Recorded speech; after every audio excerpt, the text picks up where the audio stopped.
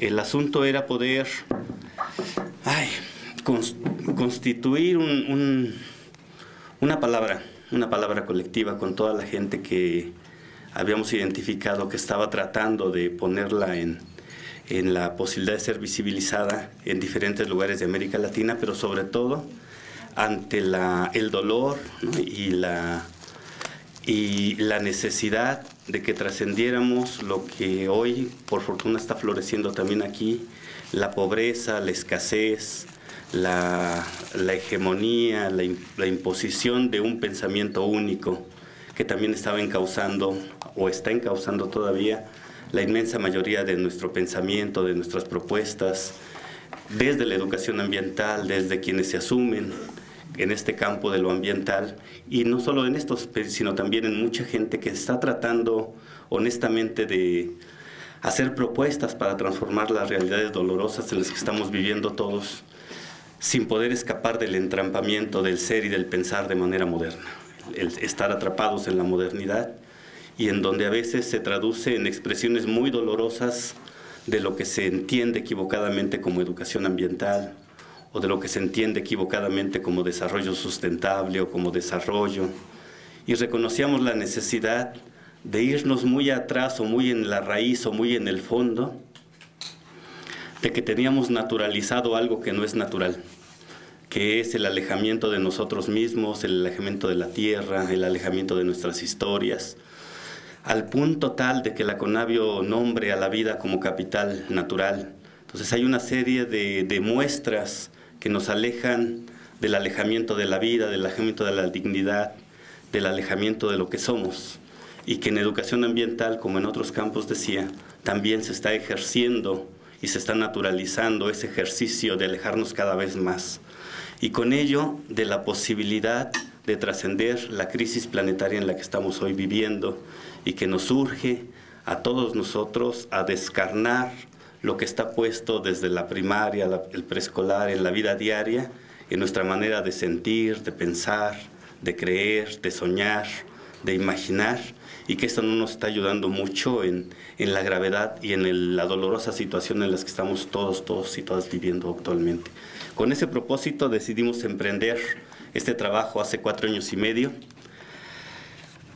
Fue difícil en inicio, porque reconocer a personas que estuvieran en estos campos tratando de abonar para recrearnos, y más aún el trabajo editorial, llegar a una portada tan sencilla como esta nos tardó 1 año más, porque eran o portadas caricaturizadas de bosques floridos, o eran niños llorando, o eran de incendios, o eran de ciudades contaminadas, que eran expresiones de esta colonialidad en la que estamos, pero que no nos ayudaban a compartir un mensaje de recuperar nuestras identidades con la tierra y con la vida. Entonces, fue un proceso muy difícil.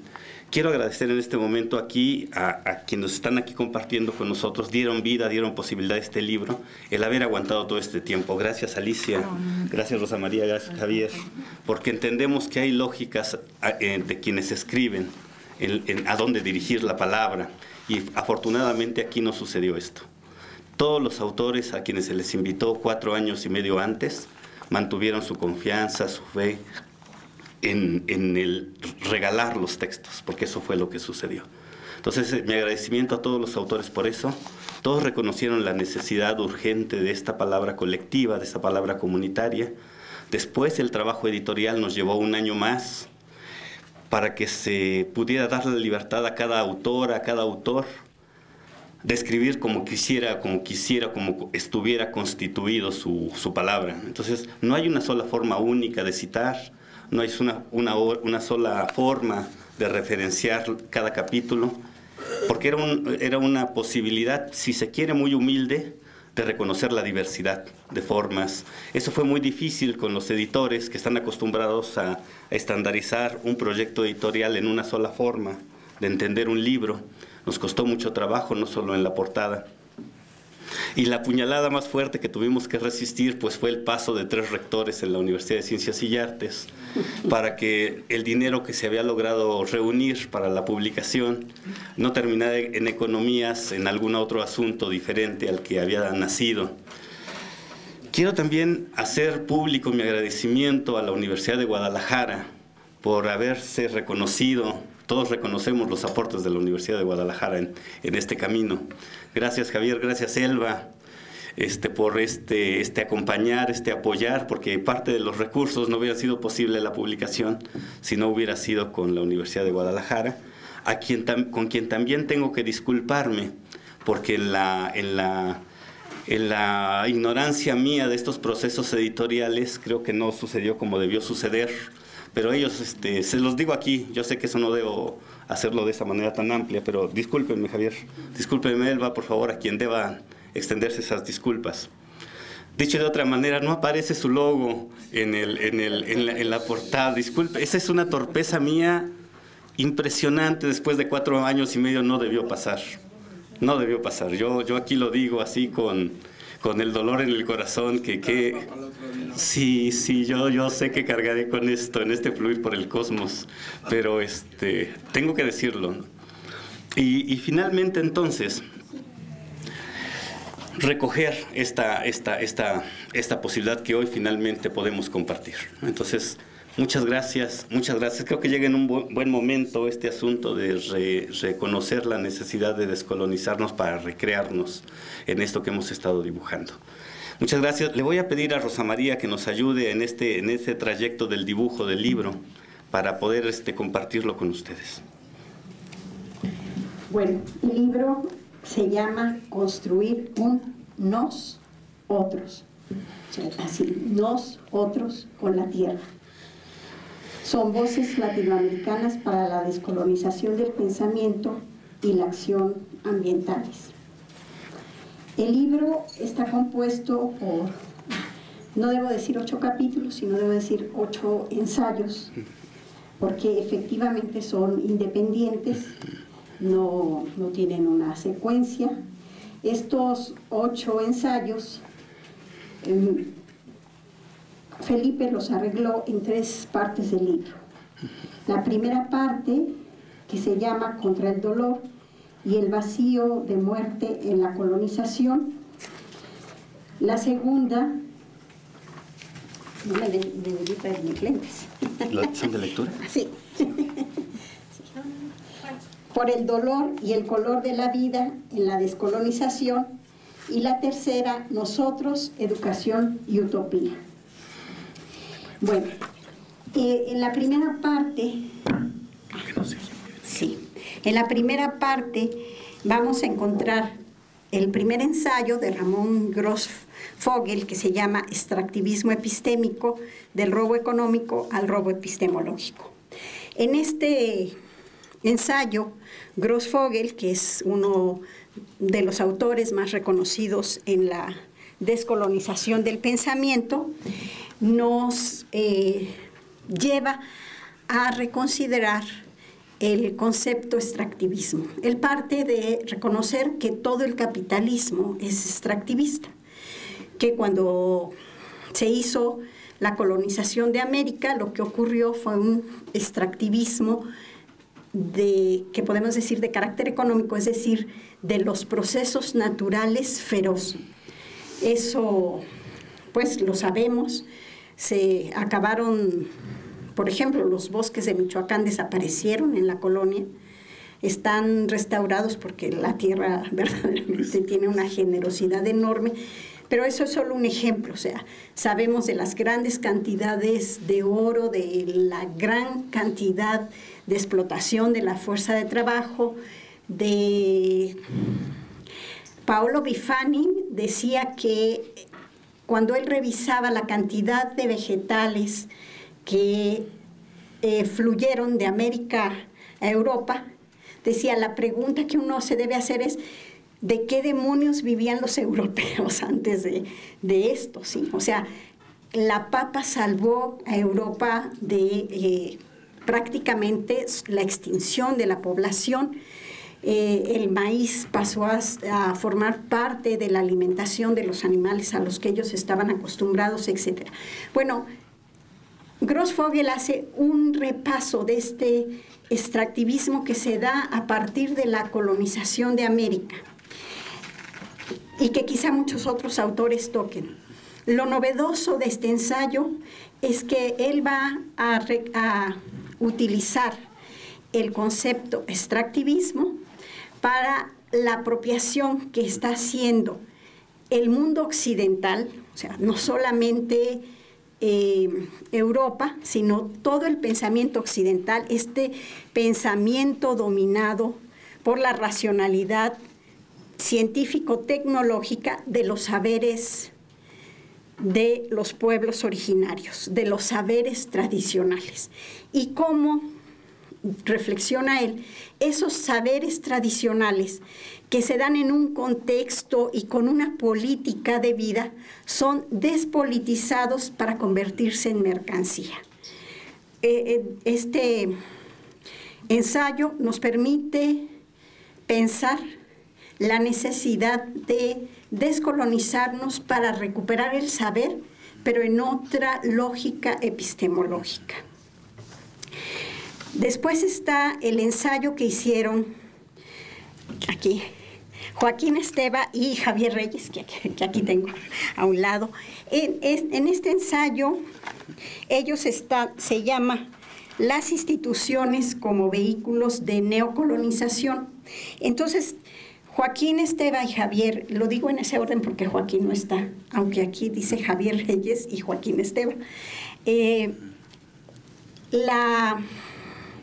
Lo que ellos hacen es una revisión muy exhaustiva de lo que han sido las políticas educativas en un espacio particular, el espacio de los purépechas de el lago de Pátzcuaro.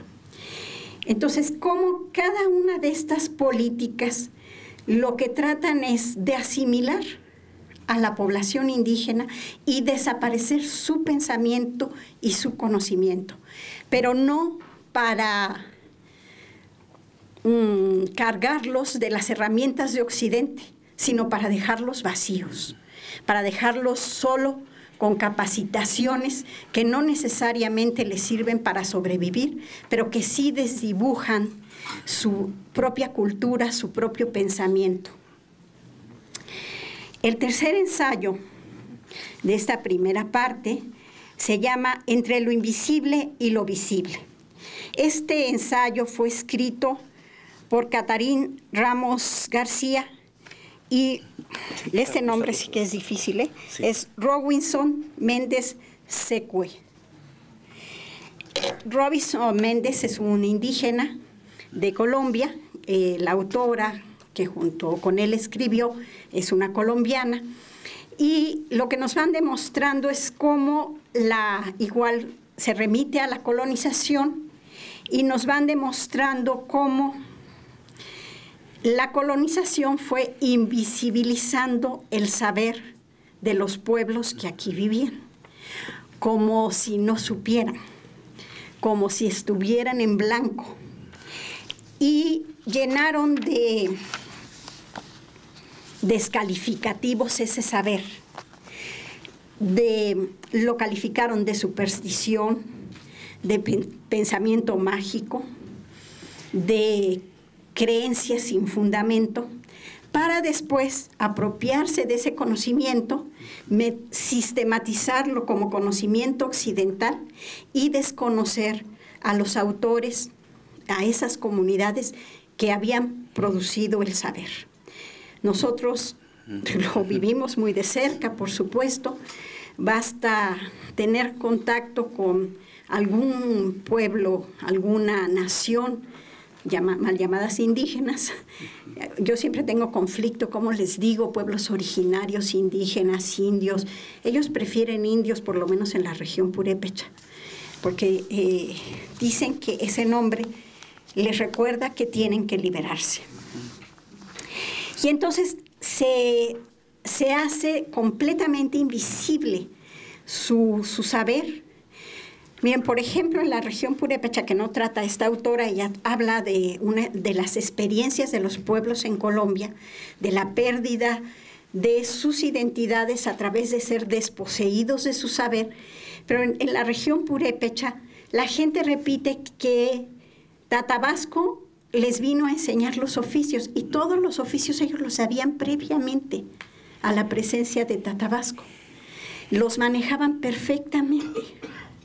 Sin embargo, la colonización significa, tú no tienes identidad, tú eres un instrumento, y yo con mi superioridad, con la superioridad de mi racionalidad, te voy a enseñar.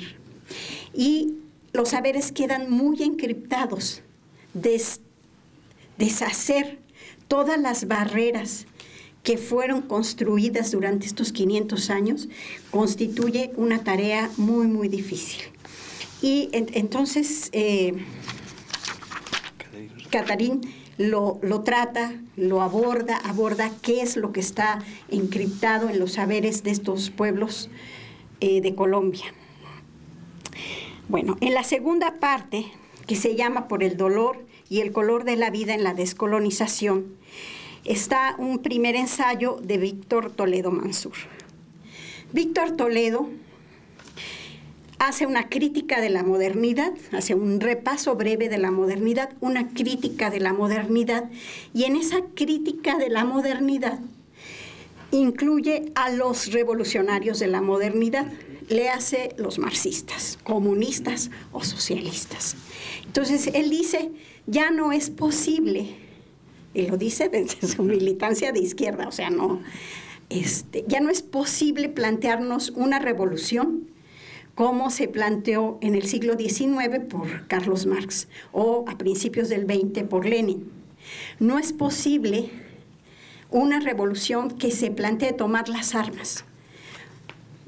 Yo les puedo decir muchas razones, bueno, él va a decir las suyas aquí y nos va a decir lo que está ocurriendo en América Latina es una serie de pequeñas experiencias de transformación para recuperar la dignidad de la vida, para que haya una justicia económica y una dignidad.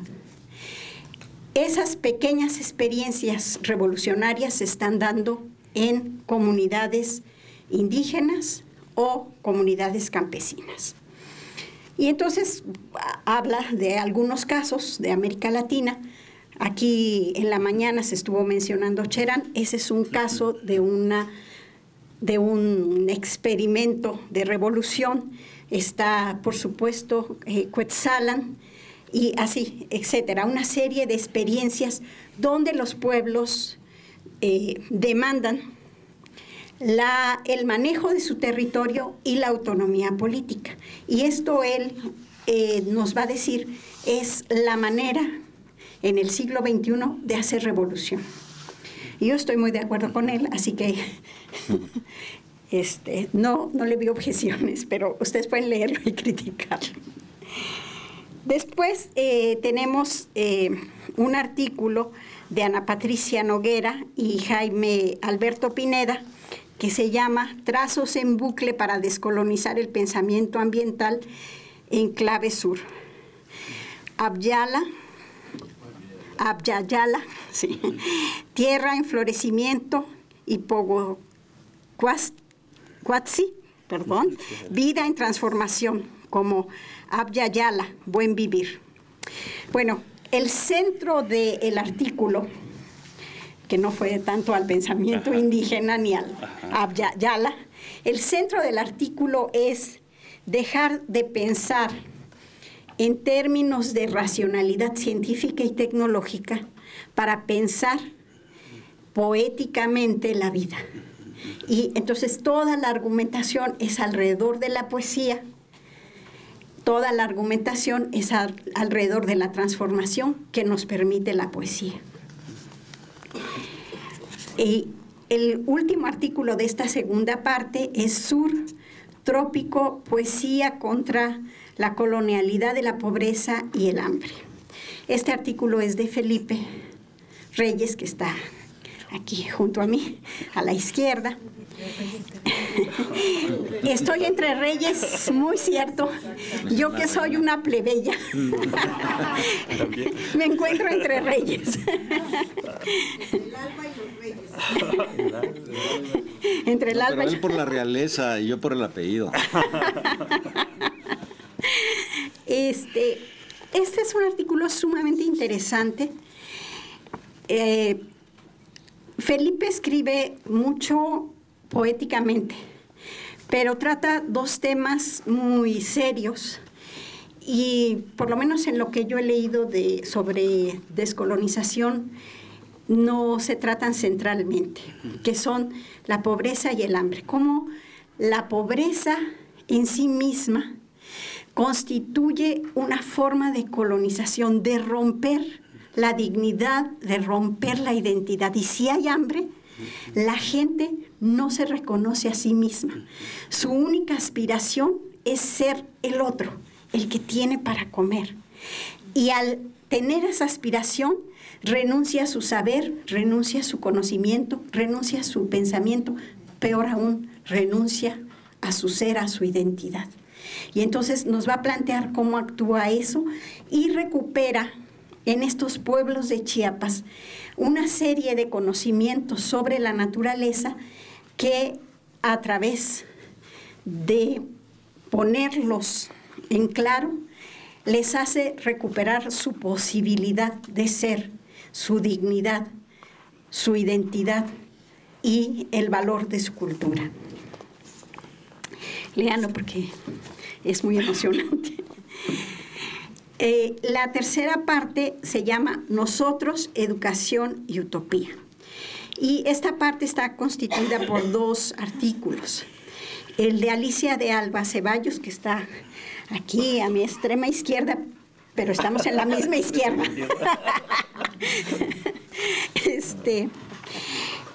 Este artículo se llama Horizonte Ontológico, Semiótico, Ambiente y Educación. Entonces, Alicia va haciendo una reflexión de lo que ha sido la educación ambiental y cómo la educación ambiental debe abrirse a nuevos horizontes ontológicos, semióticos, a través de algunos pequeños ejemplos. Por ejemplo, las 30 formas de decir blanco de los inuits o esquimales, o los muchos sabores que pueden percibir los gucholes son, ¿no, verdad? Sí, ahorita les digo porque está. Bueno, los 11 sabores que pueden percibir, sí, creo que son los, los otomíes. Sí, los otomíes en contraposición. Los rarámuri, perdón por el equívoco, en contraposición con los 5 sabores que nosotros identificamos como occidentales, porque hay un lenguaje que permite identificar. Eso a mí me remite a, una vez leí que en chino, mandarín, por supuesto, porque también tienen muchas lenguas, se dice de la misma manera azul que verde.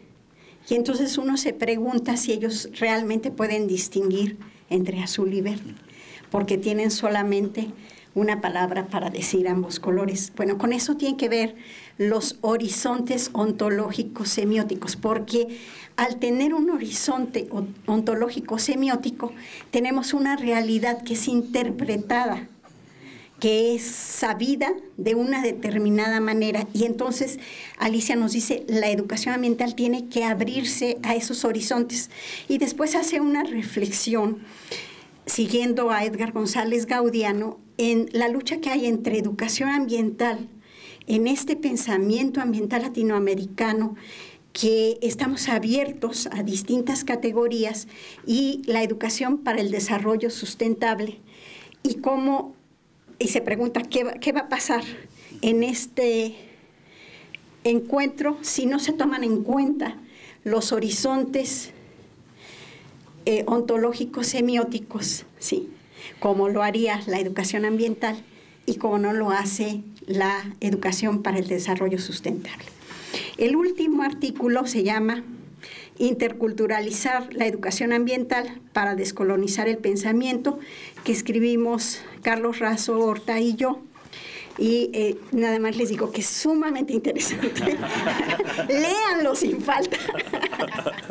No, lo que hace es una reflexión de cómo la educación ambiental siendo crítica de la cosmovisión occidental, no ha asumido la interculturalidad con suficiente fuerza, es decir, el reconocimiento de que el mundo humano está compuesto de una gran cantidad de cosmovisiones, que son formas de pensar el mundo, de pensarnos en el mundo y de ser, y que mientras no se establezca un diálogo con equidad epistémica entre esas cosmovisiones, no estamos encontrando las utopías necesarias para la humanidad. Gracias. Muchas gracias. Sí. Muchas gracias. Gracias, Rosa María. Le voy a pedir entonces a Alicia y a Javier que nos hablen un poquito más a profundidad de sus textos. Creo que vale la pena muchísimo recuperar estas expresiones, sobre todo en el contexto de donde estamos trabajando. Sí. Alicia, ¿puedes, por favor? Sí, claro. Creo que sí se... No, ¿se zafa? Déjame ver por qué se cerró. Sí. Ahí está. Sí, aparatito. Sí. Sí. Sí, ¿verdad? Bueno, primero, Felipe, muchísimas gracias. No, Alicia. Es para mí un honor ser parte de este libro, en realidad. Es un libro excelente y muchas gracias por haberme invitado y por compartir pues esta experiencia y esta aventura que fue escribir el libro con colegas tan destacados y queridos como Javier, Rosa María y los demás colegas que están en el libro. Bueno, este capítulo de Horizonte Ontológico, Semiótico, Ambiente y Educación pone en un lugar muy central esta categoría de horizonte ontológico semiótico, que podría ser cultura, que podría ser cosmovisión. Pero ¿por qué quisimos, digamos, nombrarla así de manera tan larga, ¿no? Horizonte ontológico semiótico? Porque en ocasiones se habla, aunque se hable de costumbres, de formas de vida, en fin, nos dio la impresión de que se perdían algunas cuestiones que eran como nodales en la relación, por ejemplo, en la interculturalidad, o lo que esperemos que algún día se vaya acrecentando más como contacto cultural. O sea, no es que no está muy bien la interculturalidad, no, pero el contacto cultural ha existido, digamos, a lo largo de la historia de la humanidad. Es muy complicado. Y en esa línea, digamos, de comprender un poco más, de acercarnos un poco más a la comprensión de la complejidad de establecer una relación con otros grupos humanos que están con otras formas de pensar. Entonces, bueno, concebimos 5 elementos y 2 elementos más por ahí del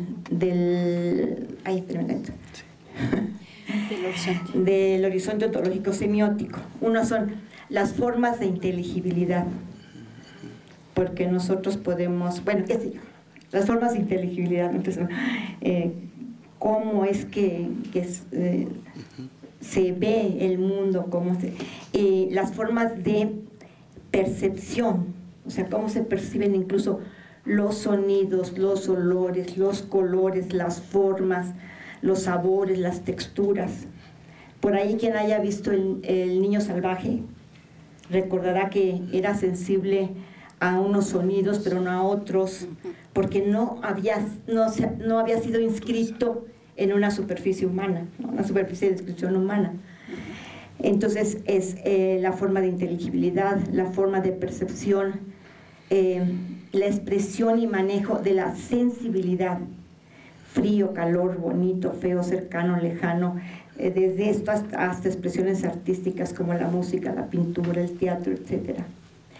La expresión y el manejo de la emotividad sería el 4º elemento. El 5º, el modo y la forma de inscripción en la naturaleza. ¿Cómo nos escribieron en la naturaleza? Las formas de construcción de la subjetividad y la identidad en la subjetividad, y la pertenencia, ¿no? Cómo se construye la pertenencia, los momentos de procedencia y emergencia de las narraciones constitutivas. Bueno, entonces serían como los 7 elementos del horizonte ontológico semiótico. Y digamos que uno de los elementos muy importantes en esta cuestión nosotrópica, en este nosotros, en esta inscripción primaria, cuando nacemos o desde antes de nacer, estamos inscritos en una superficie de inscripción humana. Una cuestión nodal es la forma y el modo en que fuimos inscritos en la naturaleza. Entonces el artículo, el documento, borda sobre estas ideas.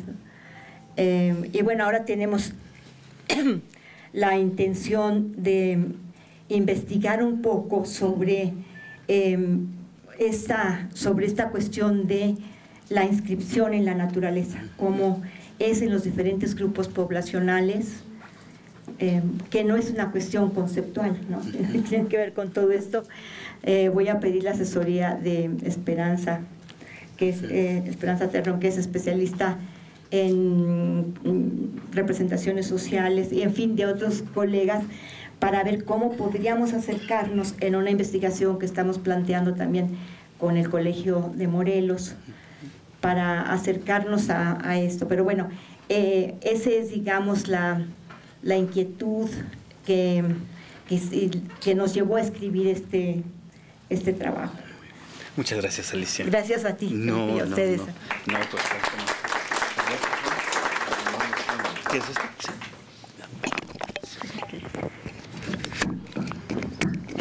Bueno, yo muy brevemente agradezco mucho a Felipe la invitación que nos hizo a Joaquín y a mí para participar con tan distinguidos, ellos sí, intelectuales y pensadores de este término de la descolonización. Cuando él nos invitó, nosotros nos zafamos de inmediato porque dijimos no somos conocedores de ese tema. Sin embargo, Felipe nos estuvo acosando durísimo. Y un día raro en que Joaquín estaba hablando, raro porque casi no habla, y yo escuchando, recuperamos una historia de la comunidad de Nocutzepo, en donde a través de un programa les dieron recursos para construir una presa filtrante. Y entonces subieron las piedras y el material que se necesitaba para esta construcción de la presa filtrante, y acordaron con el ingeniero civil que iba a decirles cómo se construía, 1 hora y un día para hacer esta obra. Resulta que el ingeniero civil nunca llegó, de una institución del gobierno, y algunos de los de la comunidad dijeron que habían visto cómo se construían las presas filtrantes, de tal manera que la levantaron sin la presencia del ingeniero civil. Cuando regresó los hizo subir otro día a ver la presa filtrante, se molestó muchísimo porque dijo que así no era y les pidió que de inmediato la tumbaran. Y tuvieron que destruir la presa filtrante. De ahí nosotros, reconstruyendo esta historia, dijimos, este tipo no está cometiendo ningún delito, el ingeniero civil, está en una lógica legal que le permite hacer eso. Pertenece a una institución que de alguna forma él está representando con esta actitud, y está en el marco de un programa. Y entonces, usando un tanto los elementos que componen una política pública, es decir, la legislación, las instituciones, los programas y el financiamiento, empezamos a desmontar cómo estos elementos están presentes, a veces de manera muy sutil, no tan burda como lo hizo este ingeniero civil, para generar este vaciamiento cultural al que hacía referencia Rosa María. Y entonces pudimos ver que detrás de esta intención hay un proyecto educativo que va generando que va mellando de manera profunda la autoestima de las comunidades. Entonces, ni se les reconoce lo que saben, ni se les cree capaz de aprender lo que el conocimiento convencional ofrece. Y esto va generando, desde luego, una forma de ser y estar en el mundo, pues atropellada por las instituciones expresadas claramente a través de las políticas públicas. Y pues habíamos hecho ya un análisis de 70 años de desarrollo en la cuenca del lago de Pátzcuaro, y eso nos sirvió como para hacer desmontaje, y lo ligamos entonces como estos procesos de descolonización, aunque como bien dice Rosa María, no es en estricto sentido lo que se busca en esta cuenca del lago de Pátzcuaro. Son expresados a veces sin la conciencia de quienes los operan, como son los funcionarios fundamentalmente de gobierno. Pero bueno, creo que lo dijo Rosa María mucho mejor que yo. Entonces, como dicen los chavos, cuéntame más. Cuéntame más qué fue lo que dijimos. Bueno, muchas gracias. Gracias.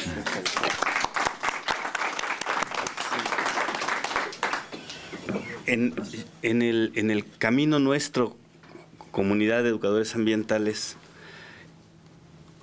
creo que hemos visto muchas expresiones dolorosas como estas que se han hecho en nombre de la educación ambiental, en diferentes matices, en diferentes grados, llevar visiones escolares a las comunidades rurales desde estas perspectivas, y es lo que también en buena medida motiva este libro, que desde la educación ambiental no se cometan esos actos, ¿no?, de sometimiento y de hegemonía, mucho menos desde la ignorancia de la diversidad epistémica y de las visiones de mundo que existen de parte nuestra. Sería un contribuir a un agravar la crisis, que me parece que en la lógica de lo que estamos construyendo del año 2000 para acá como Academia Nacional de Educación Ambiental, pues sería totalmente un contrasentido. Yo quiero pedirle por favor a Tonatiuh, que prologa este libro, que por favor, Tonatiuh, nos digas también unas palabras de cómo tú te sentiste en este trabajo. Pues otra vez me sorprendes porque pues a mí hace 2 años Felipe me hizo el favor de pedirme que le prologara el libro, y la verdad es que pues me sorprendí mucho porque pues me encontré muchos amigos acá en el libro, pero hablando en forma no seria, muy seria, y de temas evidentemente que no se tocaban antes en la educación ambiental, ¿no? O sea, digamos, es una muestra de cómo a veces si se le exige a un gremio, o nos autoexigimos como gremio, pues levantar el nivel académico, lo podemos hacer, es decir, y no solo eso, sino también el compromiso social, ¿no? O sea, hablar de colonialismo cuando el avasallaje, siempre pongo este ejemplo, perdón, pero cuando hablo con mis alumnos me doy cuenta que su paradigma de economía es de mercado. O sea, creen que no hay los Itamitas, los Tigres de Monterrey, perdón, ese y alguno lo respeto mucho, lo quiero, pero no tienen otro paradigma. Es decir, su cocido en su cabecita no cabe la palabra colonialismo, ¿no? Entonces, pues recuperar como lo recuperaste el texto, me parece, y como lo estructuraste. Yo tengo que decir aquí otra vez que Armando es el que estructura el estudio, no tengo que decir, pues él lo hace, pero tú lo estructuraste muy bien. Incluso me acuerdo que cuando me lo pediste, yo decía como Carlos Monsiváis, acaricié mi gato, pero lo que te pedí, conociéndote, te decía, es que como que le falta una introducción. Dice, tú escribe lo que tú quieras y si le falta una introducción, ponla. Bueno, pues lo interesante es que a mí me dio 15 días, me decía Elba. Entonces yo decía, pues que me dio 15 días, ¿por qué tarda tanto en salir, no? Pero la verdad es que sí, a mí sí me trajo a raya el buen Felipe. Entonces me escribía casi diario y me decía, ¿cómo van? No, pues ahí voy, ¿no? Entonces, sí. Pero la verdad es que todos los textos te regalan un Javier, un Joaquín, pues yo digo profundos, y también Carlos Razo y Rosa María y Alicia, es decir, es otra visión de nosotros mismos, ya no tanto educativo, sino más bien sociológico, déjenme decir, de teóricos de la dependencia, vamos a decir, ¿no? O sea, en ese espíritu, en ese halo que está un poco perdido, ¿no? Entonces, ahorita que releía el prólogo, pues la verdad es que yo siento que me subieron a su nivel. O sea, me obligaron a revisar a Giddens y ver su pobre, muy pobre concepto de colonialismo que tiene y a la evolución que llega en el momento actual, ¿no?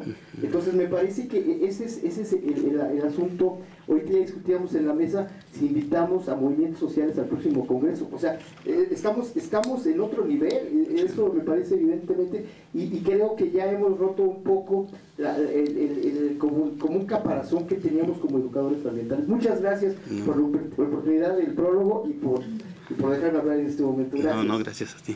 Muchas gracias. Y yo creo que con esto lo cerramos porque ya nos andamos Sí. Muchas gracias a todos por escucharnos, ¿no?